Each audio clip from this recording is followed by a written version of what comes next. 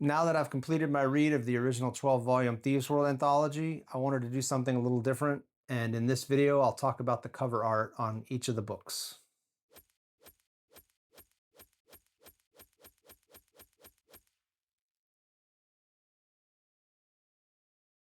The Dead Tree copies that I have all have cover art by an artist named Gary Ruddell. Aside from the Thieves World covers, he did the cover art for Dan Simmons' Hyperion Cantos books, which are well known to, or at least known about by most science fiction readers. Ruddell's covers graced the Thieves World books that were starting print in 1982. I don't have copies of the original Walter Velez covers for the first 6 Thieves World books, but I'll briefly show those too. They aren't bad covers, but they all follow a very common theme, and I don't find them as interesting as the Gary Ruddell covers. I also don't think they capture the grittiness implied in the setting. I'm not knocking the art. I'm just saying I don't think it's as relevant to the books as the Ruddell covers. Here's the Walter Velez cover for Thieves World. The series editor, Robert Lynn Asprin, had a caption for this, which was, "You're in the wrong place, sucker." The Ruddell cover for Thieves World shows Zalbar the Hellhound towering over Hakim the Storyteller. This incident comes from the second part of the introduction story in Thieves World. I'm pretty sure Zalbar didn't draw his sword in the scene, but without that aspect, I don't think this cover would be as interesting. The Hellhound is huge compared to Hakim, which implies the complete imbalance of power between the soldiers and the common people. I also interpret what looks like a statue in the background as being a nod to the gods in this world, since some of them feature prominently in some of the stories. However, there's an on this cover blurb on the back of each book, and the one on this one says, "Hakim in the Bazaar, Kitty Cat, and a Hellhound." So I guess what I thought was a statue is supposed to be the new Prince Governor Catechithus. The Velez cover for Book 2, Tales from the Vulgar Unicorn, looks like this. To me, this one implies less action than the Velez cover for Thieves World. Also, the way the placard for the Vulgar Unicorn is described means it would probably be considered questionable on a book cover, even today. So this one has just the unicorn head for that. Ruddell's cover for Book 2 shows the Hellhound Tempest on his warhorse attacking one of the crime lord Jubal's hawk-masked minions. The on this cover blurb says Tempest battles a hawk mask, so it's exactly what it looks like. This image comes directly out of the beginning of the story of Vashenka's minion and captures the ferocity of Tempest pretty clearly. The unnamed hawk mask looks completely helpless under the assault coming at him. One small inconsistency here is that the hawk masks are always described as blue in the stories. I'm guessing Ruddell couldn't find a blue that fit well enough, or didn't like how the blue affected the overall color scheme of this image, so he went with the yellow-brown wood tone. Overall, it's a good image though. Velez's cover for Shadows of Sanctuary is more interesting and active than the previous covers that he did. I like this one more than all the other Thieves World covers by Walter Velez. Ruddell's Shadows of Sanctuary cover is my least favorite of the first 3 books. I think it's supposed to represent Jubal the Crime Lord fighting for his life in a story called A Man and His God, which closes out the 3rd anthology.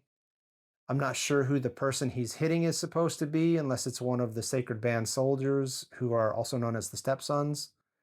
The on the cover blurb says Jubal defends himself against Tempest, but he didn't fight Tempest in the story, so I'm not sure why it says that. He also didn't use an oar in the fight that he did have in the story. Instead, he drew his sword and threw a spear. The painting is good, but I wish it had more in the background, like some buildings or another character or something like that. The Walter Velez cover for Book 4, Storm Season, is back to a lack of action. For me, there's no tension in this image. There's a lot of nice detail in the benches, the clothing, and the background, but it just isn't an exciting picture. Before reading Storm Season, I was positive that the fighter on the Gary Ruddell cover had to be Tempest. I was wrong, though. The on this cover thing says Hans Shadowspawn at Eagle Nest, so the fighter you see here is actually Hans geared up to fight one god with armor and weapons that were provided to him by another god. The image is from the story Godson, and it isn't a strict representation of something that happens in the story. The pool of silver mentioned in the story relates to some treasure that belongs to Hans, a treasure that he can't get to, and his foe didn't come out of a pool to attack Shadowspawn either. However, it's an interesting cover, and the armor he's wearing has all the elements described in the story, so I can't really knock it. The Face of Chaos is book 5 in the series, and I don't think the Walter Velez cover here is that great either. No tension, no action, just 3 men outside the Vulgar Unicorn. Not even the horse or the lady in the window are doing anything. Gary Ruddell's cover for this one seems like it's taking a scene from a story called The Corners of Memory. On the cover blurb says, "A basic execution." I do like the way the blonde woman's arms are used to draw your attention to her face. However, she's at the edge of the painting, though maybe it was cropped to work as a cover. I don't know. The man she's about to kill seems like he'd be more of the focus here since he takes up at least a quarter of the image. Any stickler for details might have a problem with this image because the characters shown here are supposed to be Basib. They've been repeatedly described as fish-eyed or having large eyes that pop out and are rounder than normal. The people in this image just don't have that. They don't fit that description. The last Walter Velez cover is on Wings of Omen. It looks like he returned to the formula he used on Shadows of Sanctuary. That is, actually having people in the picture doing something interesting. The front guy is ready for battle, the left guy is drawing a sword, the guy on the right is ready with his axe and has one hand out like he might be able to cast a spell. The background isn't all that interesting, and I think the clothing colors blend into it a little bit too much. The Gary Ruddell cover for Wings of Omen shows a woman in some sort of striped shawl or blanket. Her face is hidden, but it's obvious she's a woman by the size of her chest. There's a huge snake wrapped around her waist and looking over her right shoulder. Its glowing mouth is open like it wants to strike at something. The snake might lead one to think the woman is a Basib woman, but basenet snakes, which Basib women carry, are small enough to coil around a woman's arm a couple times. There isn't a story in the book that contains a description for the scene in this painting, but there is one story where some characters fight a large snake while tracking down Roxanne. The on this cover blurb says the image is Roxanne with her snake servant, so the woman is supposed to be the Nisibisi witch that the stepsons are always fighting. I like how the position of the woman's hands draws the viewer's eye to the snake's glowing mouth. I think the colors here work pretty well together, but this is definitely one of the darkest covers of the series so far. The on this cover statement on book 7, The Dead of Winter, says, "Armies of the dead enticed across the Whitefall River by a trail of blood." We have a soldier trying to control his horse, and what's upsetting the horse looks like it could be either a skeletal god or a zombie on fire, or maybe even a mage of some sort. I'm guessing the man controlling the horse here is the stepson named Stratton, since he's about the most prevalent horse riding character in the books. However, I can't think of what story this specific image would have come from. If you know, name the story and describe which scene it came from in the comments. Interestingly enough, my confusion over the cover kind of matches my confusion with at least one or two of the stories in this volume that revolve around the stepson's activities, the vampiric necromancer Shade's machinations, and Roxanne the witch's obsession with Nico the stepson.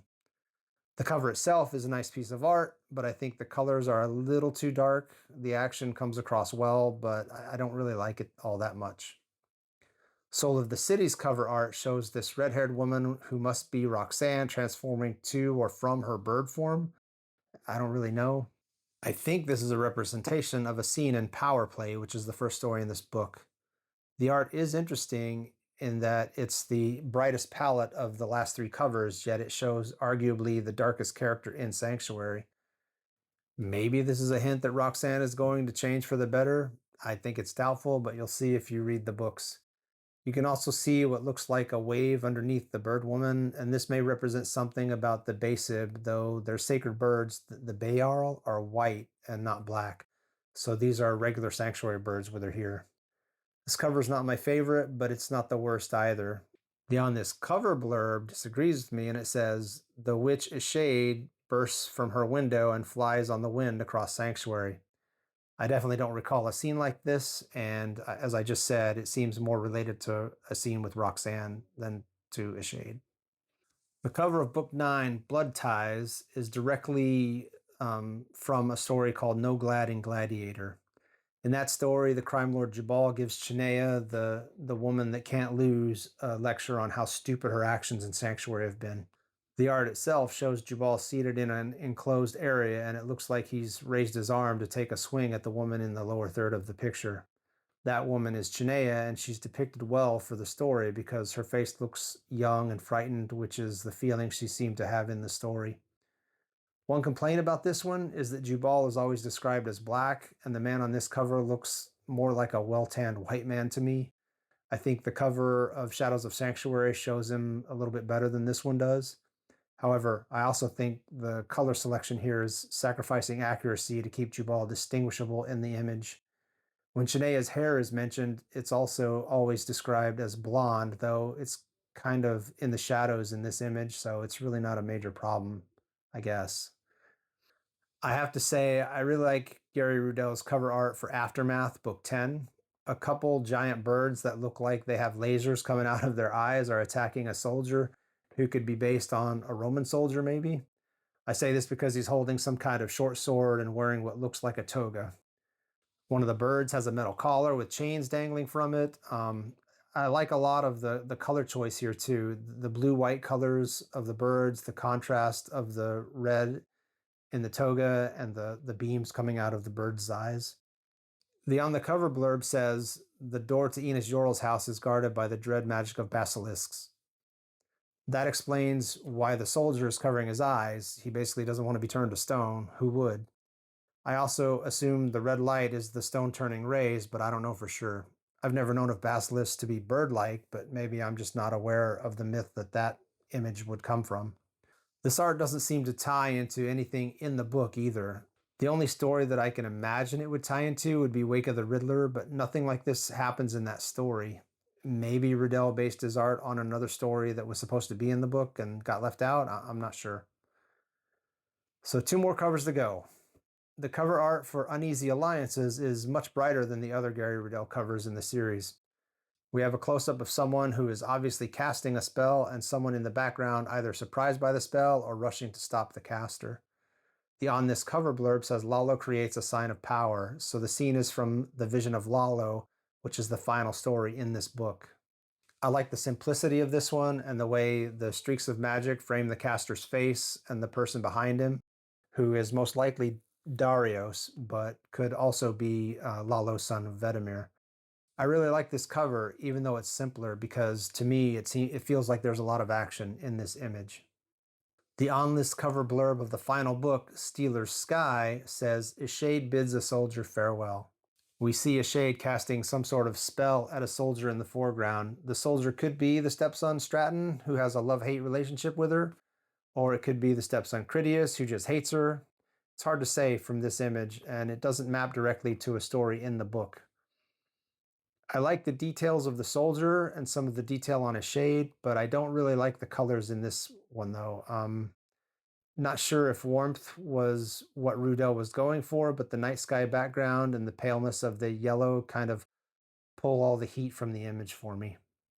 I'm no art critic, but those are my thoughts on the cover art. My personal rating from worst to best would go like this: Soul of the City at 12, 11 would be Dead of Winter, 10 Stealer's Sky, 9 Shadows of Sanctuary, 8 Tales of the Vulgar Unicorn, 7 Blood Ties, Storm Season at number 6, then Wings of Omen, The Face of Chaos, Thieves World, Aftermath, and then Uneasy Alliances. That's about it. Like I said, I'm no art critic. I just know what I like and what I don't, what speaks to me the moment I see it, and what shuts me down when I look at it. I tend to prefer realistic depictions of scenes and people over unusual styles or interpretations of reality. Maybe that's a lack of imagination on my part. I don't know. I hope you enjoyed this video and that maybe it'll lead you to pay a little more attention to the artwork on books you've picked up. As always, please leave any comments or suggestions in the comments section below, and bye for now.